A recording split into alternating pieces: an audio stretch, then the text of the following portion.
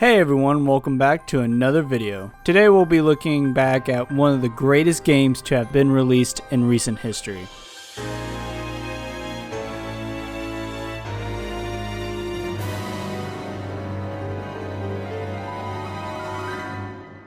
This game has changed the gaming landscape for years, and now when there are new open world games, Breath of the Wild is one of the first games people compare them to.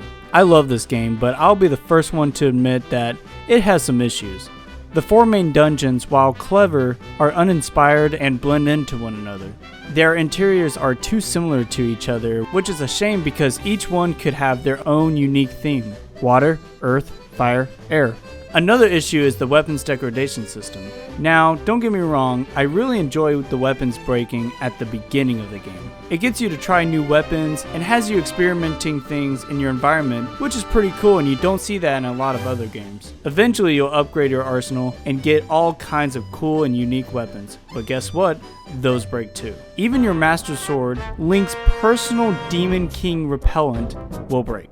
Sorry, I meant recharge. The weapons in the later half of the game should not break easily, especially how they're not sticks and stones like the weapons in the beginning of the game. They're actual full-fledged weapons, yet they break in a matter of 10 hits. To fix this issue, I think they should further improve higher quality weapons durability, because as it stands now, it is really annoying. Also, I think there should be a blacksmith of some kind where you can upgrade any weapon's durability with some rare resources, and eventually make that weapon unbreakable. Maybe in the sequel they can change it, but that's not even the worst problem. My biggest problem with this game can also be found in other Zelda games prior: the lack of a post-game. What do you mean? Of course there's a post-game.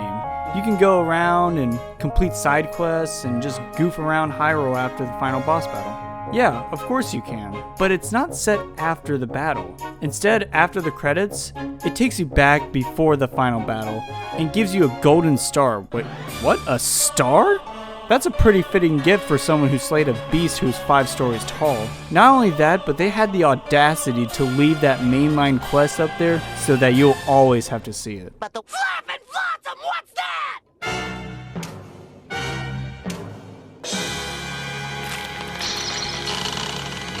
At the very end, after you beat Ganon, Link has a chat with Zelda, and Zelda tells him that there's so much to do and that they're going to restore Hyrule to its former glory.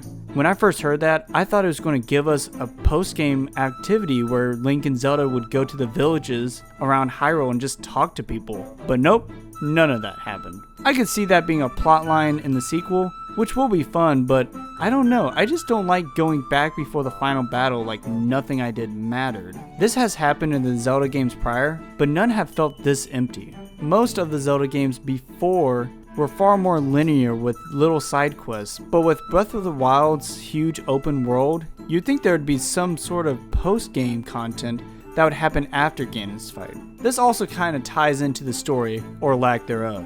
The story isn't great, mostly because of all the cool, interesting plot lines and characters are dead, which is a shame because with a game this big and grand, you'd think they could make a grand, compelling story to go along with it. But instead, all the story is in the past and what we're left with is memories. Yeah, it makes the world more open-ended, but the story really suffers because of it. So hopefully with the sequel, they focus more on the story, especially if we are going to the same Hyrule again. Oh well, maybe next time. Honestly, I can't get too mad over this conclusion, but man, they could have had some great post-game content. Of course, that would have required extra dialogue for the characters post-game, but that wouldn't be too bad because they're not voiced or anything, it's all just text, no voices. Maybe some grunts here and there, but they can just reuse those.